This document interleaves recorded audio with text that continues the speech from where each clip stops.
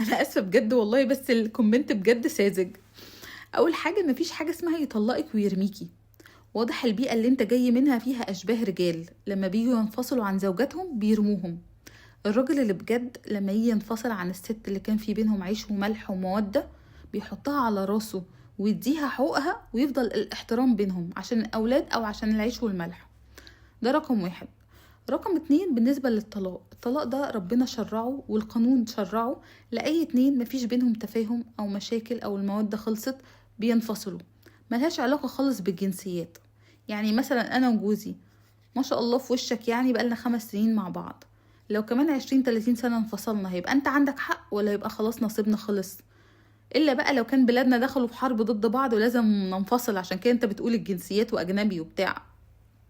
مش عارفة والله ايه ده، شكلك لسه صغير تقريبا، مش فاهم، مش عارفة، بتاخد بسكوتة.